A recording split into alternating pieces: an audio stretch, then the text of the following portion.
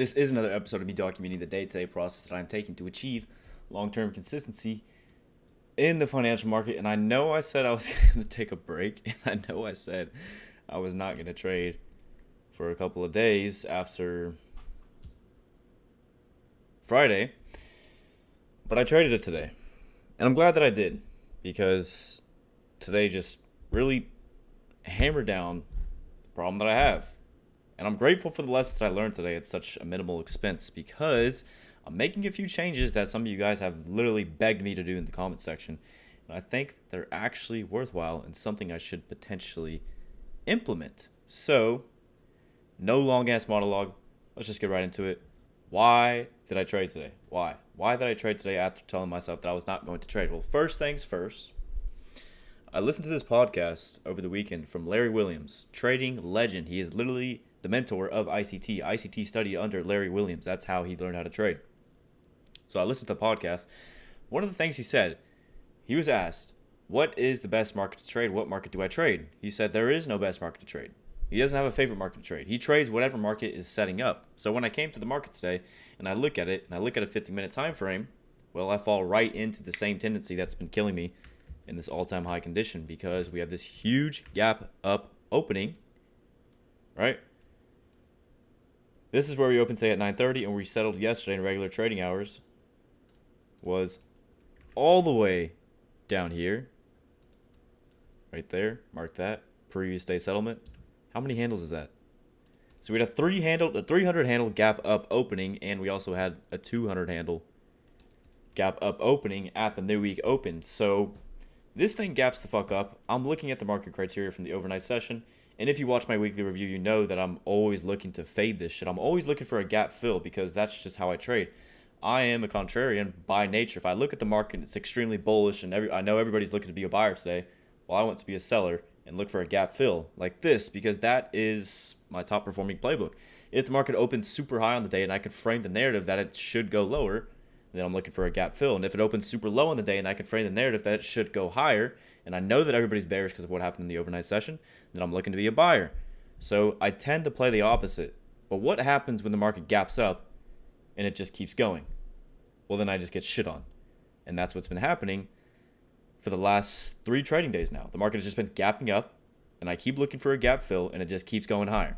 So I have to figure out, number one, how can I anticipate the market to gap up and keep going higher? And number two, like, how do I keep myself out of that? Like, how do I recognize that the market is not going to do a gap fill if I come to the market looking for a gap fill? Which is what I learned today. So a few changes that I made today was starting my market approach, because I thought if I picked apart the way that I approach the market and the way that I arrive at a trade plan into each individual component that I consider when I come up with a bias with the market approach, and that would make me realize where I'm going wrong in my bias if I'm looking at the daily chart and it's clearly bullish, but I'm looking to be a seller. I thought this would help fight that tendency to want to be a seller. Obviously, that's not the case, because I use this and I still look to be a seller even though the market's at the all-time high. So we just keep gapping up and we just keep going higher, and I keep getting fucked. That's what's happening in simple terms, right? But I'm not letting the drawdown get to me. I know in the weekly review video, you could see that my mentality is kind of picked up and I'm starting to get sharp again. Now I definitely feel it. Now I have a plan. Now I'm attacking it. Now I'm back in motion and I'm gaining momentum again, and it feels good. After all the shit that I'm going through, finally getting my shit back together, it feels good. Not wasting any more damn time. I have a plan, and that's really where all of it started, because like, you can't do something with no aim, and that's where I would go through these work days and try to work on my trading, but get absolutely nothing done, because I don't have a plan. I don't have anything to aim for. I don't know what I'm actually working on. So whenever you're doing something, and it doesn't matter what it is, this lesson has been taught to me from trading, because that's what I do. I'm a trader. Like, you have to have aim. You have to sit down with yourself and have an attack plan. I mean, you can't go into battle not knowing how you're going to handle your opponent, right? It just doesn't make any sense. So that's what I did yesterday. I simply sit down and I ask myself, okay, where am I at right now? What are my problems? How am I going to solve the problems? And then boom, I get a plan. I plan out my entire week, and then I attack that. And that's it. So I'm having a good day today. I'm feeling good. And despite the fact that I have 1, 2, 3, 4, 5, 6 losing days in a row, I still feel confident in my ability to come back for this, and I know that I can. So back to the daily review. This did not work. And I'm not going to read all this out because it's a lot, and I don't think I'll use this again tomorrow. I may use it for the rest of the week and just see how it goes. But basically, the market had a gap up opening, and I was looking to sell it. That's it. That's it. And that's why I keep getting fucked. But the main lessons that I learned from today, I'm just going to cover these straight up. Again, why did I trade to begin with? It's what I talked to you guys about in the beginning of the video. And then I keep struggling in the bullish trending condition because I want to be a contrarian. I see everything is bullish. I see a large gap up open, and I want to do the opposite. But what if it doesn't do the opposite and it just keeps going higher? That's where I get hurt. And that's why I've been getting hurt a lot recently.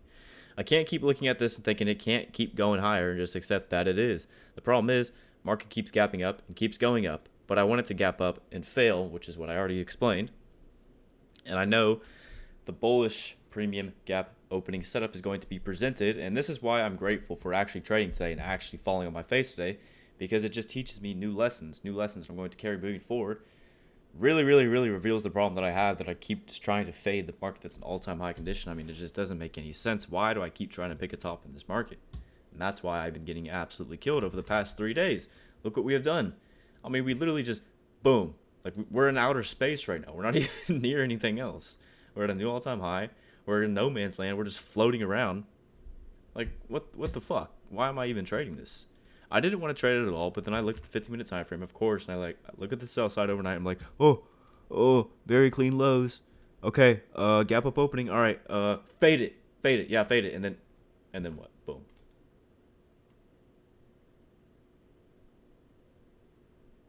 So one of the biggest lessons I learned today is how to anticipate if it's just going to do that. I know the market's going to continue in the direction of a gap up opening if it does this, and it's not going to be interested in reaching for the sell side if I see signatures like this. If we look at the overnight session and we see, number one, sell stop raids, but look how the market reacts after we have a sell stop raid, right? It trades down below this low, clears out sell side liquidity, and look at the displacement that we have back inside the range. So after a sell stop raid, we have large up close candles with volume that come in and produce new discount arrays, and those new discount arrays are respected and they're never violated, so nothing ever changes, and the order flow remains bullish the entire session. If I look at the days where the market gaps up and fails, this is absolutely not the case. So it's literally an exact setup of what happened Friday. If we look at Friday, we could see the same thing is true, where this is what we had on Friday, where again, market has a gap up opening. I'm looking at this and like, oh, low resistance. Oh my god, and fade it. But if we look at what happens after the market has a sell stop raid, we trade down here. Not really a clear, obvious sell stop raid, but we can see that the market goes below. And this is on CPI, right? So CPI opens, CPI gets dropped, market trades down, clears sell stops. Large up close candle with volume creates a new discount array. And that new discount array is never violated. So is the sell ever valid? No. And then it just refuses to drop and just keeps trading up. Same thing today, right? Note how the market reacts to a sell stop raid. Aggression. Back up, back higher, back inside the range. Large up close candle with volume produces new discount array, and that's never violated. So again, I fell on my face today, again, for the 6th day in a row now. But I'm glad that I did, because all it is me carrying lessons from these sessions that I use moving forward. And that's it. Like, I keep making this damn mistake, right? And now I'm so aware of it that I don't think I can make it again. Well, I probably will make it again, but the more times I make the mistake, the less likely I am to make it in the future. And I know that because, I mean, if I do my daily process, my daily review, well, at the end of each session, I'm knowing, okay, this is why I messed up. So if I learn, okay, this is why I messed up, I'm less likely to do that in the future. It's logic. Unless I try the same thing again, expecting a different result, which is insanity, right? So aside from that, the only other thing to mention from this session is the fact that I dropped the 1 minute time frame. Not entirely, but almost. And because I didn't drop it entirely, because I actually glanced on it later in the session, that's what actually led to my second losing trade. So again, a lot of you guys in the comments have literally been begging me to drop the 1 minute time frame. And I'm taking a look at my execution. I'm studying exactly what's going on right now. And I'm thinking, okay, you know what? Maybe it would be beneficial to drop the 1 minute time frame. So this is what I'm working on right now. And I'll show you guys. Okay. I'm just taking a Word document and I'm reviewing every single trading day and I'm figuring out exactly what I can learn from it. So right now what I'm testing is the 1 minute versus the 5 minute. Is the 1 minute worth it? Case study where I'm just going through all my losing trades, analyzed all my losing trades, tagged everything in TradeZilla, and out of 41 losing trades, 5 were also on the 5 minute and amounted to a loss in $700, meaning out of 41 losing trades, only 5 of those were actually confirmed on the 5 minute as well, and it still was a losing trade. Out of 41 losing trades, 5 were also on the 5 minute and should have been a winning trade, but did not because of a mistake. So some mistake probably because of trade management. Maybe I got knocked out of the market early. My stop loss was properly positioned, and that winning trade turned into a losing trade. And out of 41 losing trades, 30 out of 41 never showed confirmation on the 5 minute, amounting to $3,000 in loss. And of those 30 trades that never showed confirmation on the 5 minute, 10, a third of them, a fat chunk, were taken as 930 sells. You guys know I like to play the 930 sells, and that's kind of biting me in the ass, isn't it? So then analyzing all my winning trades, I had 13 winning trades over the course of the eval and the XFA, excluding Friday, because Friday I went on tilt, so I'm not going to count that winning trade. Somehow ended up in profit on that trade. I got spared. Out of 13 winning trades, 5 were also on the 5 minute and had just as good, if not better, of an entry on the 5 minute, amounting to $2,000 in profit. Out of 13 winning trades, 3 were also on the 5 minute, but the 1 minute trade was better. So only 3 out of 13 of those was the 1 minute entry actually better. And then 4 out of 13 were not on the 5 minute, and they were all the 930 sells that I like to take, amounting to 1.8K in profit. And only 1 out of 13 trades was not on the 5 minute, but it was a bad trade, so it doesn't really matter, and that was a small win for $100.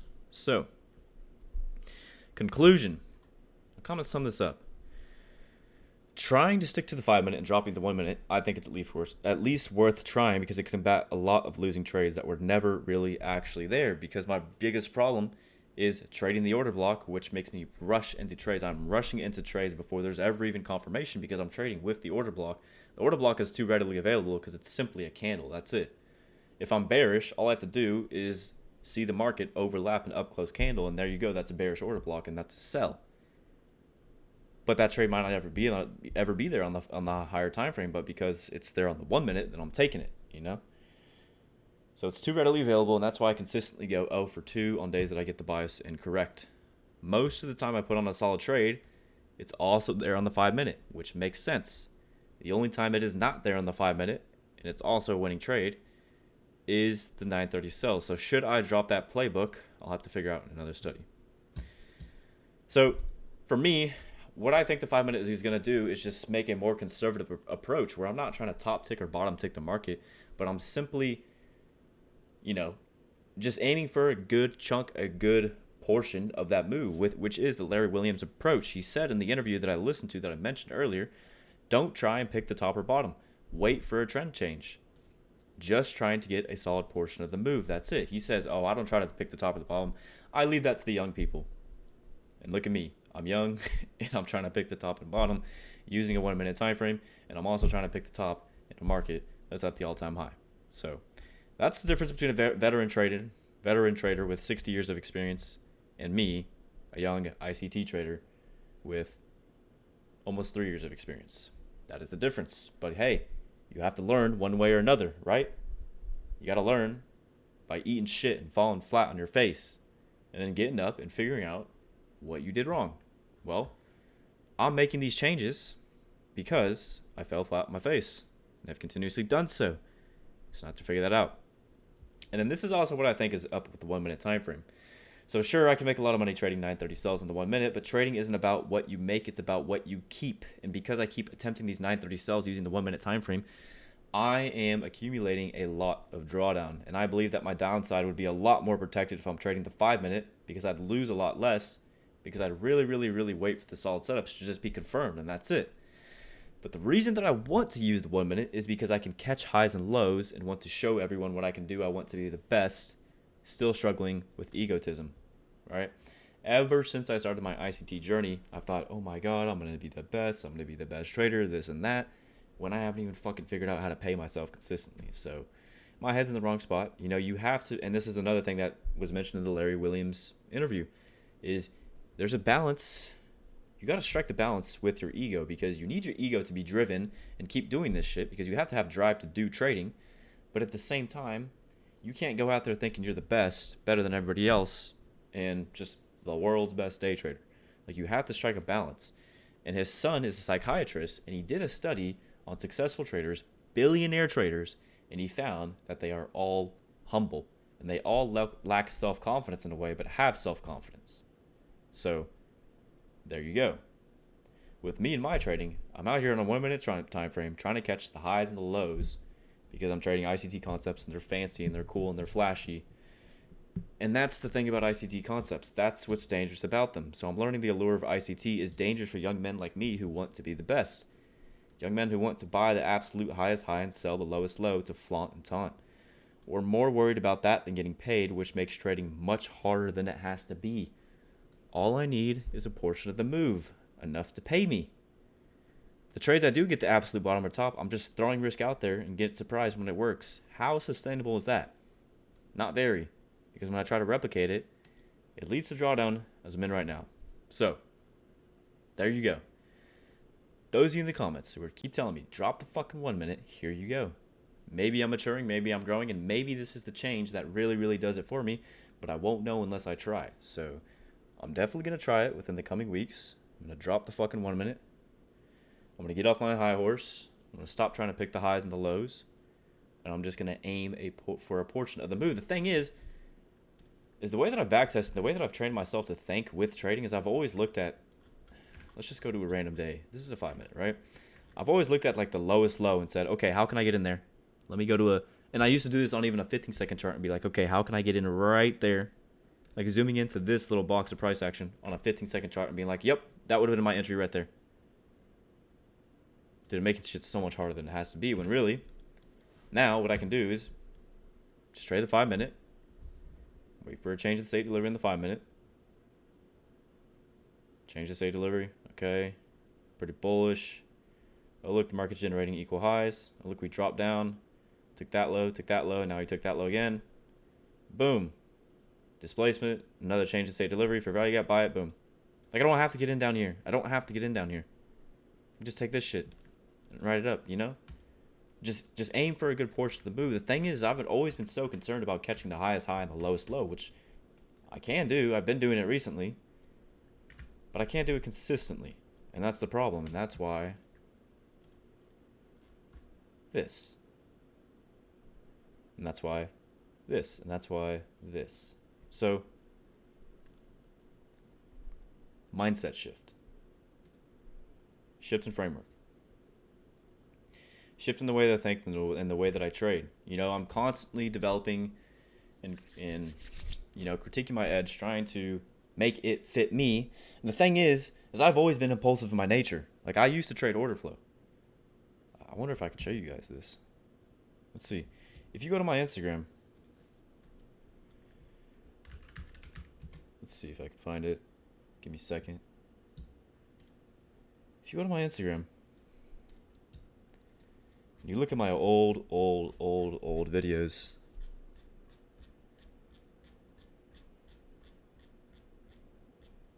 I used to trade order flow. You can see that shit in the background, right? I got a fucking book map and all that bullshit. Right? Going on the background, all those pretty flashy colors. So cool. Wow, look at me. I'm trading order flow. But I couldn't make it work because I was just way too impulsive. Like, I was in and out of the market so fast. I was so impulsive. It was bad. I couldn't do it anymore because I'd see every single order coming into the market and I'd jump in, jump out so fast. Like, I just could not make it work. I was way too impulsive with it. So I switched to this, and now I'm kind of running into the same problem. Like, I'm way too impulsive with it. So maybe I need to up the time frame and slow things down and just really, really wait for the trades that I'm looking for. Because I'm really, really good at reading the market. I'm just not good at timing the market. That's the thing. And that is part 2 of the study, which I'll probably cover tomorrow. I'm not going to cover this in this video. I'll leave that for a video idea tomorrow, and I'll show you guys how I'm going through this process of identifying all the problems that I have using the daily system that I've created, right? So I can go back through here and then literally figure out, this is a test day. Delete that. Literally figure out exactly what I'm doing right and exactly what I'm doing wrong. I mean, everything in TradeZella is just very, very clean and efficient. And so this is really allowing me to pinpoint what's going on. And that's all I'm doing right now. That's all I'm working on. And I've created that plan, and now I'm just attacking it. So this mistake that I have right here, these are all days where I got the bias incorrect, but still walked away with some drawdown. You can see that 10 times. 10 losing trades on a day where I had the bias absolutely correct, but I was early. So I need to work on timing. And we'll get into that tomorrow. But for now, I never even actually showed the trades that I took today. Here, I'll show them to you real quick so you can make fun of me for it in the comments. Just make sure it's actually funny. Something that'll actually make me laugh. But here's the first trade, right? On this inversion fair value gap. And then the second trade. This is how desperate I was to take a sell today. And this was influenced on the 1 minute. If I wasn't looking at a 1 minute chart, I would not have taken this sell. Which was, where was it? I want a 5 minute. Right here. And then again right here. So there you go.